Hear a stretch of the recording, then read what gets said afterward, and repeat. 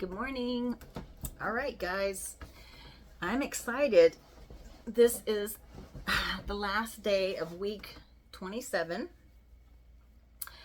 and it is July 7th. It is day 189, and we are reading out of the book of First Chronicles, chapter 4, verse 5 through chapter 5, verse 17, and I'm just going to jump right on in. Again, these are names, so I'm going to go very quickly because I can't pronounce over 90% of them anyways. So, all right. So let's begin. Ashur, the father of Tekoa, had two wives, Helah and Nara. Nara bore him Ahuzam, Hefer, Temini, and Hashtari. They were the descendants of Nerah. The son of Helah, Zereth, Zohar, Ethnan, and Kaz, who was the father of Anab and Hazobebah, and of the clans of Aharel, son of Haram. Jabez was more honorable than his brothers. His mother had named him Jabez, saying, I gave birth to him in pain. Oh, that you would bless me and enlarge my territory. Let your hand be with me and keep me from harm, so that I will be free from pain. And God granted his request.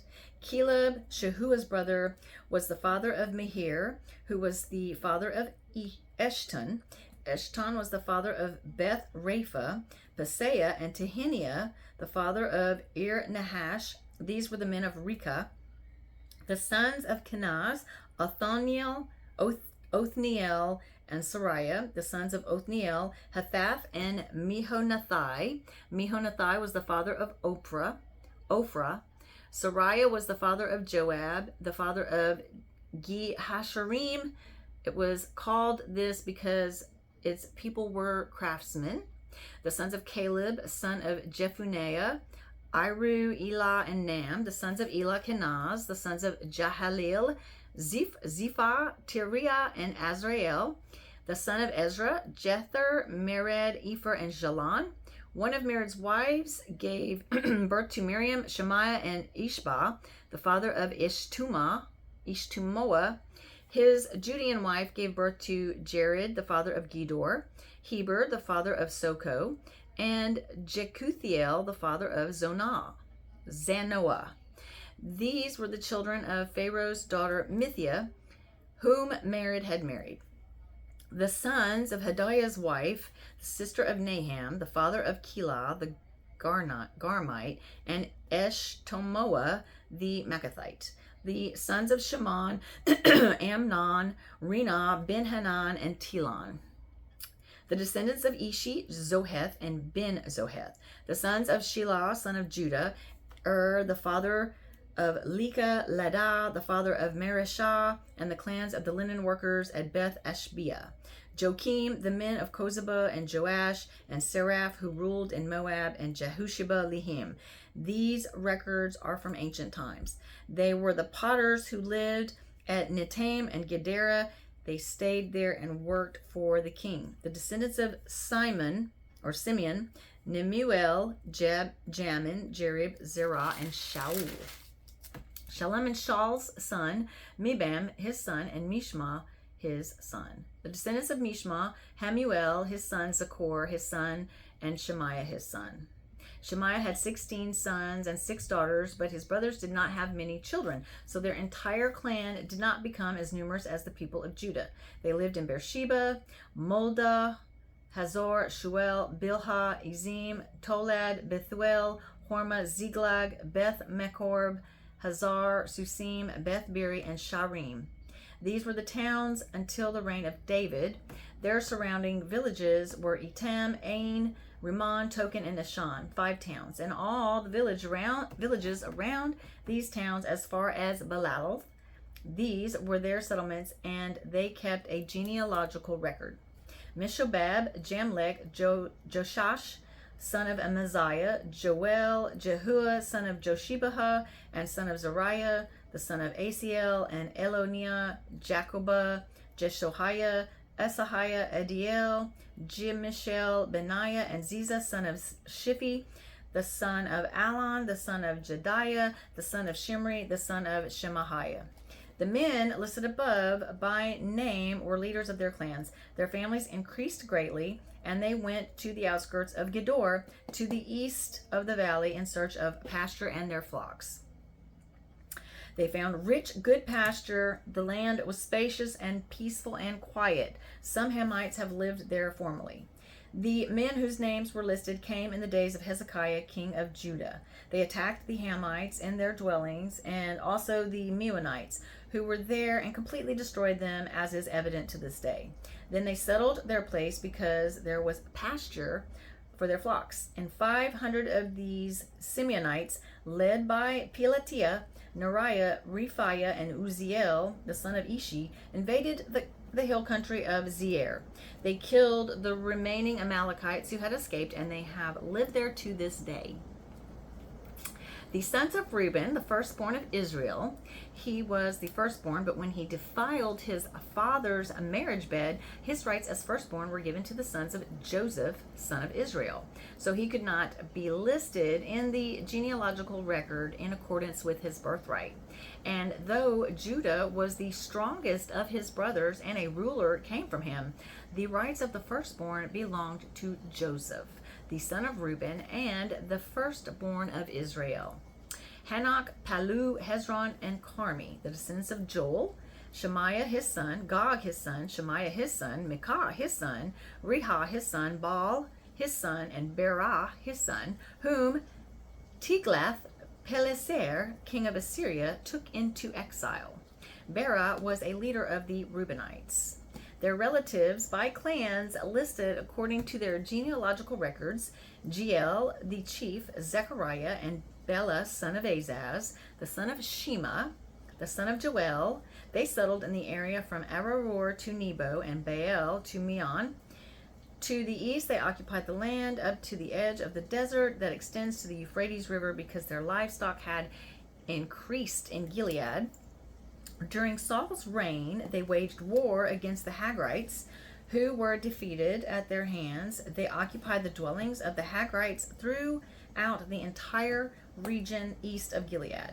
The Gadites lived next to them in Bashan as far as Salakah.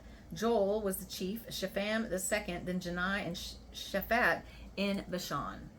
Their relatives by families were Michael, Meshullam, Sheba, Joriah, Jachan, Ziah, and Eber, 7 in all. These were the sons of Abihail, son of Hurai, the son of Jorahah, the son of Gilead, the son of Michael, the son of Jehisha, the son of Jahado, and the son of Buz. Ahison of Abidel, the son of Guni, was the head of their family. The Gadites lived in Gilead, in Bashan, and its outlying villages, and on all the pasture lands of Sharon as far as they extended. All these were entered in the genealogical records during the reigns of Jotham, king of Judah, and Jeroboam, king of Israel. And my lips are very dry. That's a lot.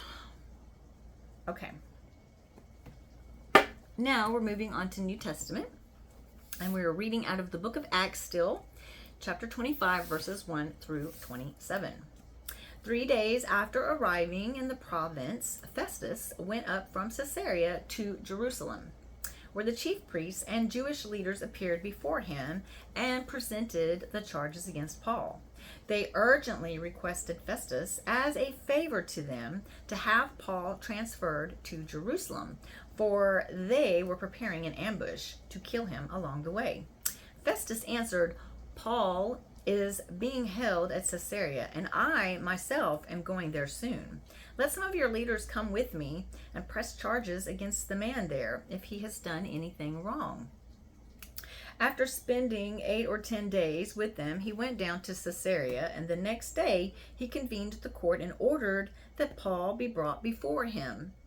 When Paul appeared, the Jews who had come down from Jerusalem stood around him, bringing many serious charges against him, which they could not prove. Then Paul made his defense, "Have I done nothing wrong against the law of the Jews, or against the temple, or against Caesar?" Festus, wishing to do the Jews a favor, said to Paul, "Are you willing to go up to Jerusalem and stand trial before me there on these charges?" Paul answered, "I am now standing before Caesar's court, where I ought to be tried. I have not done any wrong to the Jews, as you yourself know very well. If, however, I am guilty of doing anything deserving death, I do not refuse to die. But if the charges brought against me by these Jews are not true, no one has the right to hand me over to them. I appeal to Caesar."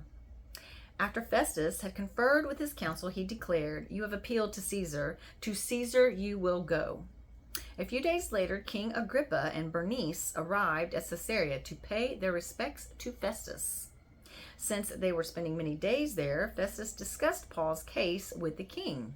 He said, "There is a man here whom Felix left as a prisoner. When I went to Jerusalem, the chief priests and the elders of the Jews brought charges against him and asked that he be condemned. I told them that it was not the Roman custom to hand over any man before he had faced his accusers and has had an opportunity to defend himself against their charges. When they came here with me, I did not delay the case, but convened the court the next day and ordered the man to be brought in. When his accusers got up to speak, they did not charge him with any of the crimes I had expected. Instead, they had some points of dispute with him about their own religion and about a dead man named Jesus, who Paul claimed was alive. I was at a loss at how to investigate such matters, so I asked if he would be willing to go to Jerusalem and stand trial there on these charges. When Paul made his appeal to be held over for the emperor's decision, I ordered him held until I could send him to Caesar. Then Agrippa said to Festus, "I would like to hear this man myself." He replied, "Tomorrow you will hear him." The next day Agrippa and Bernice came with great pomp and entered the audience room with the high-ranking officers and the leading men of the city. At the command of Festus, Paul was brought in. Festus said, "King Agrippa and all who are present with us, you see this man? The whole Jewish community has petitioned me about him in Jerusalem and here in Caesarea, shouting that he ought not to live any longer. I found he had done nothing deserving of death, but because he made his appeal to the emperor, I decided to send him to Rome. But I have nothing definite to write to his majesty about him. Therefore, I have brought him before you all, and especially before you, King Agrippa, so that as a result of this investigation, I may have something to write. For I think it is unreasonable to send on a prisoner without specifying the charges against him." All right, now we're going to move on to the book of Psalms, chapter 5, verses 1 through 12. For the director of music for flutes, a psalm of David. "Give ear to my words, O Lord. Consider my sighing. Listen to my cry for help, my King and my God, for to you I pray. In the morning, O Lord, you hear my voice. In the morning I lay my request before you and wait in expectation. You are not a God who takes pleasure in evil. With you the wicked cannot dwell. The arrogant cannot stand in your presence. You hate all who do wrong. You destroy those who tell lies. Bloodthirsty and deceitful men the Lord abhors. But I, by your great mercy, will come into your house. In reverence will I bow down toward your holy temple. Lead me, O Lord, in your righteousness because of my enemies. Make straight your way before me. Not a word from their mouth can be trusted. Their heart is filled with destruction. Their throat is an open grave. With their tongue they speak deceit. Declare them guilty, O God. Let their intrigues be their downfall. Banish them for their many sins, for they have rebelled against you. But let all who take refuge in you be glad. Let them ever sing for joy. Spread your protection over them, that those who love your name may rejoice in you. For surely, O Lord, you bless the righteous. You surround them with your favor as with a shield.